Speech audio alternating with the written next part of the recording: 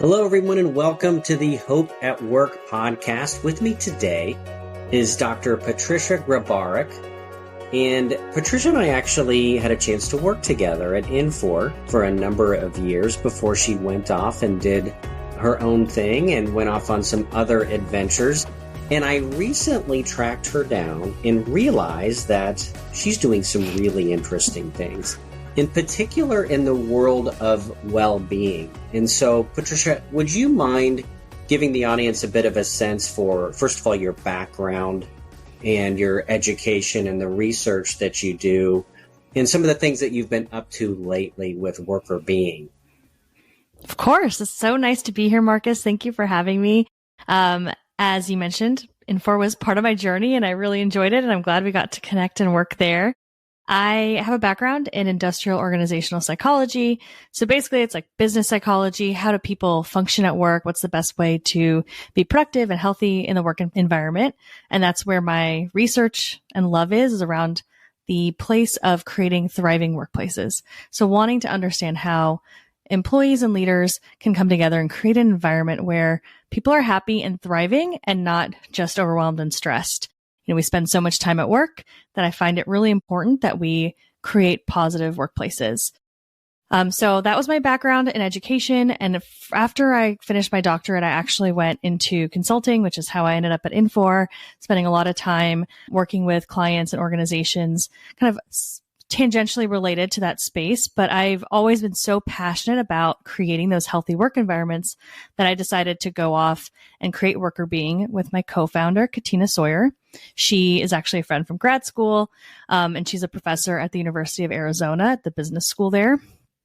And we decided that we should come together and create this business where we can share the research around workplace wellness, around how to create those really positive work environments more broadly.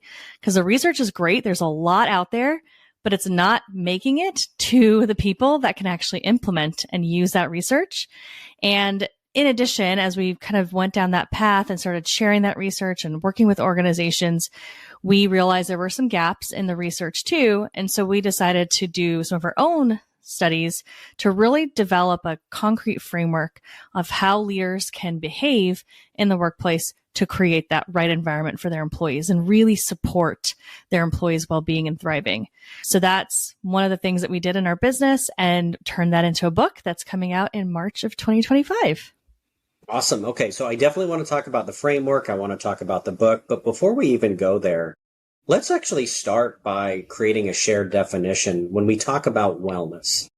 It's kind of funny. I've been in this world, in the kind of HR world, for longer than I care to admit. We'll put it that way. And well-being and wellness was always like these, ancillary benefits that you could have access to, and you could do a smoking cessation class, and we've got yoga over here. And that's not what we're talking about. So I'm curious to know, do you have like kind of a definition that we can all start with in terms of how you all define wellness? I love that question because there isn't even an answer in the research yet until we did this study, because people talk about wellness very broadly and then they talk about components of employee satisfaction or, health markers, things like that. But there's not a concrete definition of what employee well-being or employee wellness actually is. So we asked all of our study participants, what do they think employee wellness is and how do they define it? So we could see what that message actually is out there and what are people really thinking about when they say well-being. And ultimately, what we refer to when we say employee wellness and what our participants referred to was a holistic approach to well-being. So that included things like emotional health, mental health, physical health, as well as work-life balance, low stress on the job, being able to actively participate in their personal life in addition to their work life. So there was just kind of looking at the person as a whole and are they doing well? Are they thriving or are they not? That's how most people defined it. We really saw that kind of holistic lens. Okay. So if we're going to talk holistically, then I would assume you would agree with this perspective. Coming out of the pandemic, I know the pandemic seems like a lifetime ago. We're really not that far removed from it. And I think we're all sick of talking about it. But it feels like coming out of the pandemic, one of the positives that I noticed was that the line between your personal life and your professional life moved a little bit. And people were willing to admit and to acknowledge that we bring our whole selves to work, and therefore a holistic approach to understanding well-being and wellness in the workplace makes sense, which means maybe we're going to talk about things that are a little bit uncomfortable for you that you weren't accustomed to talking about. Well, we can't talk about, our emotions at work and our physical health. That's inappropriate. And it's funny. I had somebody on the podcast recently who was the chief spiritual officer for her company. And so again, I just love the fact that it feels like that line's moved. Do you agree, disagree? What's your point of view? I agree that it has moved. And I think employees' expectations of their leaders is to have these positive relationships where they can talk about things and share what's going on. Because you can't really support an employee in their challenges, struggles, what have you, if you don't actually know what's happening with them, both inside and outside of work. I do think it's shifted, but I think there is still a bit of a battle as to what is appropriate, what's not. And a lot of people, when they get into leadership, they fall back on kind of old leadership stereotypes. Like, what am I supposed to be like as a leader? And those things are not right. Like, we shouldn't be stoic, non-emotional, perfect leaders, right? Employees don't want that. They want an approachable leader they can talk to that has their own vulnerabilities and challenges and struggles, that is able to share that with them and to be open and show their emotions and just have like a real relationship. And we can't do that if we're not able to talk about things at work. And of course, there's boundaries, right? And some employees are going to have different boundaries than others. Some employees are maybe more, introverted, maybe not as interested in sharing everything. That's okay. As much as they want to share is what they should share. You should never push anybody. But if you have a good and positive open relationship, they'll share what they need to share with you as a leader, and won't hold back those things that, you need to know to help support them. Yeah, great point. You mentioned relationships and how important they are. I love the R in Seligman's PERMA model, right? And the other piece that I think people expect out of those relationships, which is, again, not a word that we use a lot in corporate America, authenticity. They want those relationships to be real. And in order for them to be real, I think you alluded to this, but I want to get your point of view. It feels like those boundaries that you mentioned and how people define wellness for themselves is different for each individual. And now, again, you created, it sounds like, a bit of a common definition and understanding, but would you agree that of the different elements that make up, what somebody's holistic point of view is, they're going to be different from one person to the next. Is that true? 100%. Completely agree with you there. It is individual. Like, what I want is going to be different than what you want. And it's going to change for each person too, right? Like, let's say I don't have any kids.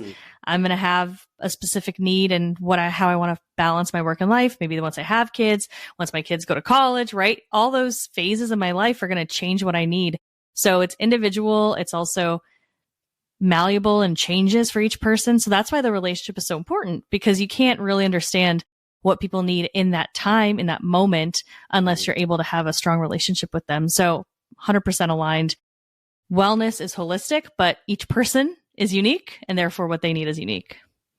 Okay, good. I'm glad that we're like-minded on that. So let's talk about your Leading for Wellness framework in the book. Tell us about how all of this came to be, when it's coming out, when we can access it. Just, give us the down low.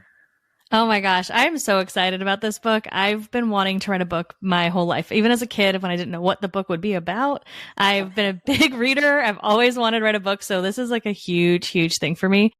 Leading for Wellness, how we came up with it was as I mentioned, with Worker Being, we really spent a lot of time focusing on getting research to people about wellness and well-being and how to make good, healthy work environments.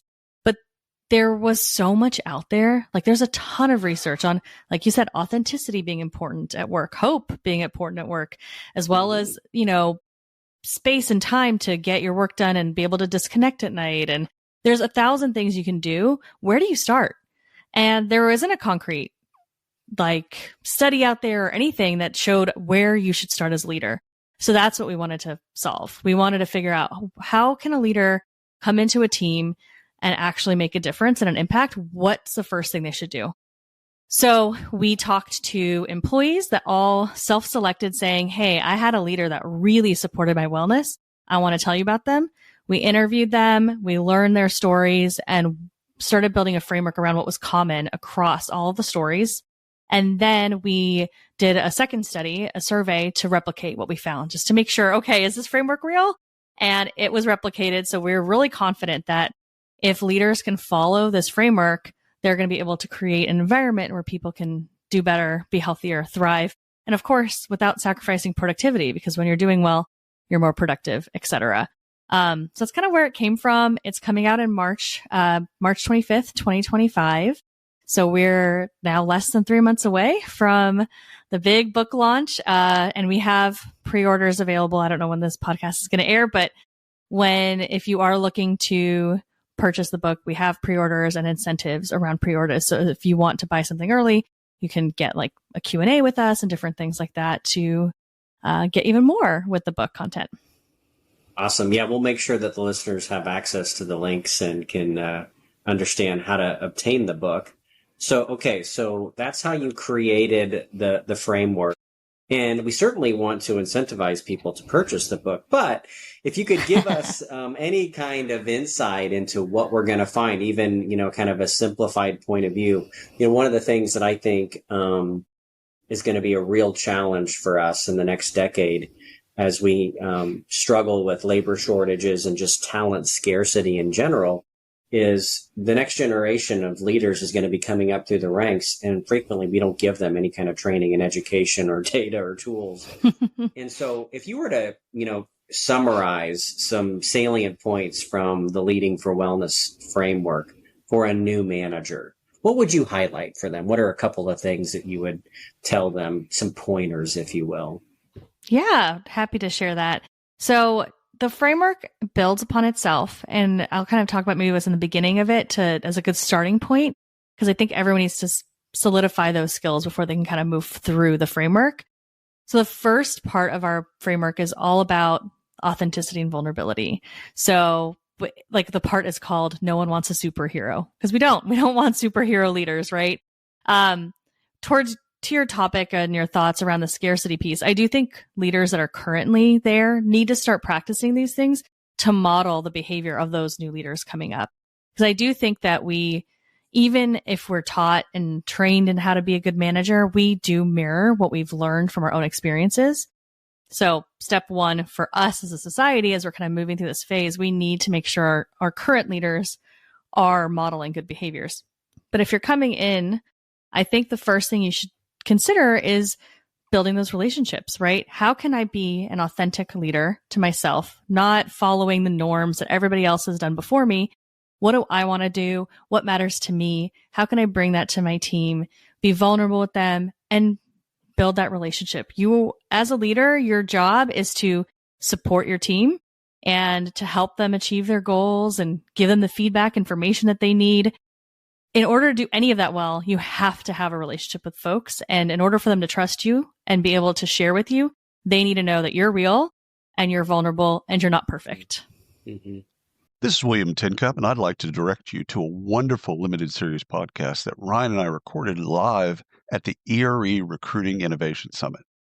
We sat down with 20 recruiting and TA leaders from around the world to hear what today's best recruiters are doing to stay sharp, stay relevant, and stay ahead. It's called The Talent Shift. You'll love it. You'll find the podcast wherever you get your podcasts. Listen, like, review, share. Do you. Yeah, that's a great starting point. So again, and this is kind of aligned with what we were talking about earlier with that line moving a little bit. So if you had to give, again, a little bit of advice, digging a little bit deeper into what you just gave, okay, how do we go about building a relationship? And again, where is that line drawn with me creating an authentic, vulnerable relationship, but I'm still their boss? And so how do I do that in an appropriate way? Any insider perspective there? Yeah. So we actually have a couple worksheets in the book around building a struggle statement. So it sounds a little counterintuitive, right? To just come out with your struggles all the time. And it is a lot. Like if you're a brand new leader in a brand new team and you're just like, here's all the things I suck at, it's probably going to be a bit much, right? You don't want to just dive right in there. But thinking about how you can share your vulnerability in appropriate situations and share those struggles when other people are sharing struggles or when a situation occurs that would be meaningful to share that struggle, that's when you should do that. And so building struggle statements to prepare yourself for the time when it's appropriate to share a struggle that you've had is really helpful.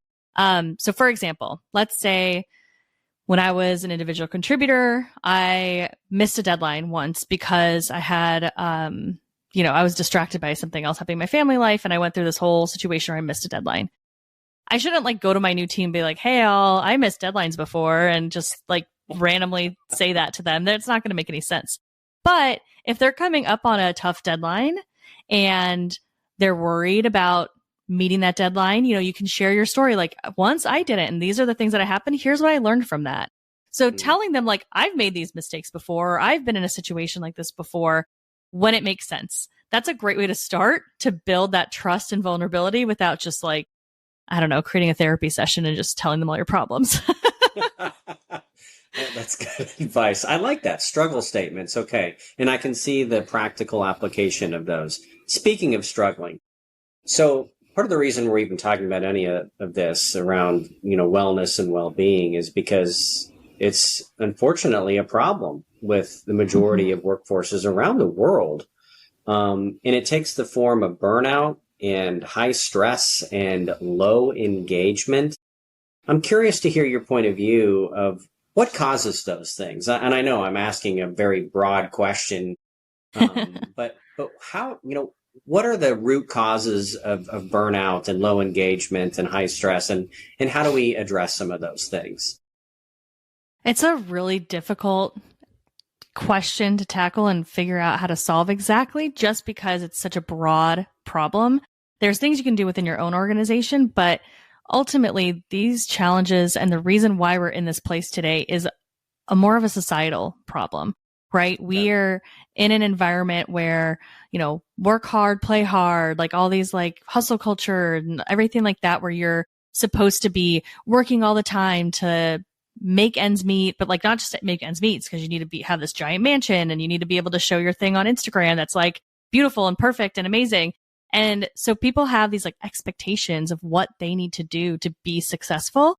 And success is defined very grandly, if you will, in our society. And so we create a culture where that people feel like they have to do that. They have to work so hard. And then that also leads to these organizations where we're really focused on the same thing, right? This company is not effective if we're not making more profit this year than we did last year. It has to always exceed what we did before.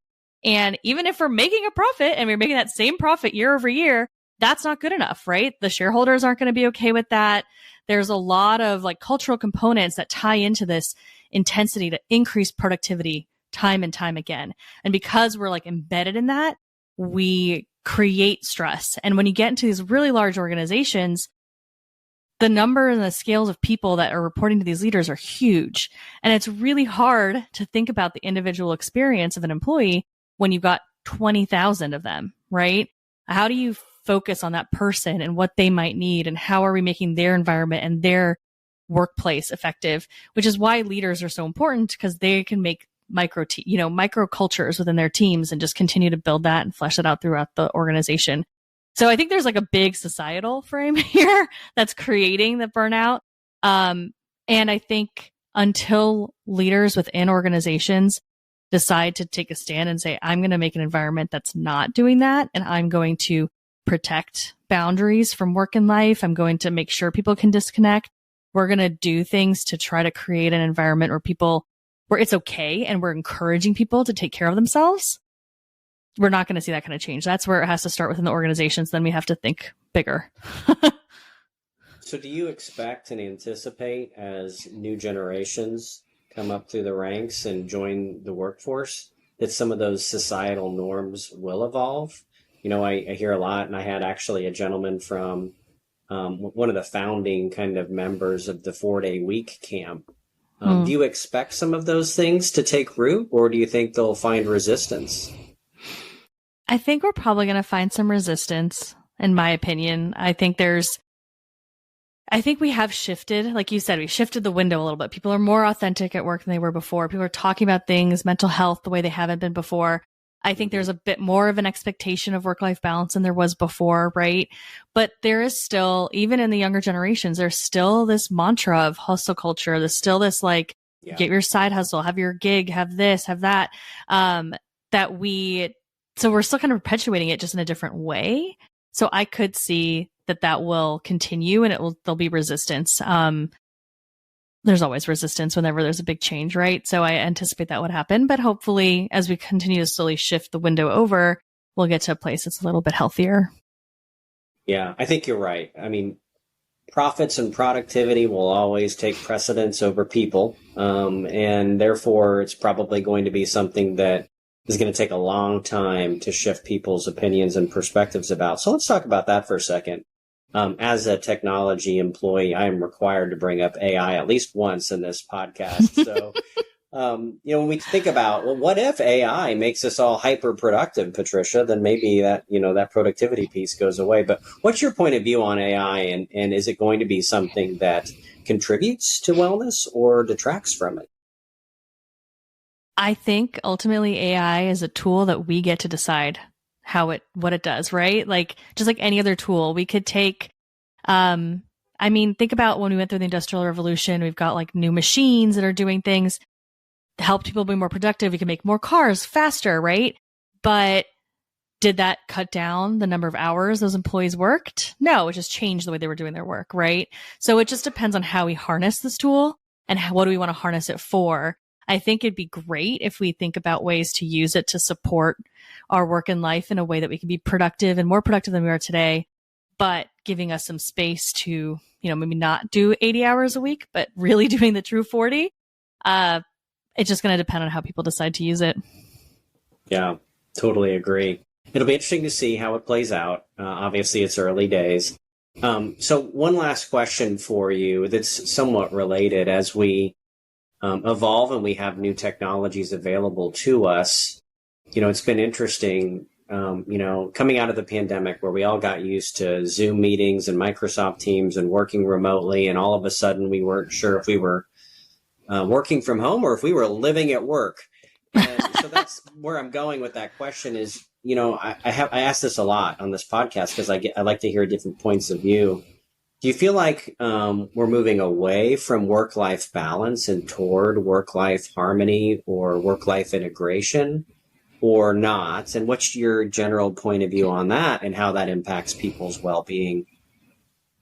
So, going to be a slightly controversial take here. Work-life balance, integration, harmony, it's all the same thing, just different words. People are just using different words.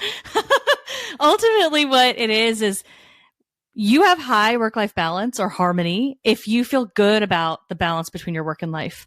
But it still differs by the person, right? Like I could be someone that loves to integrate my work and life. There's people called integrators. Like in some of the research, we see this concept of integrators versus segmenters.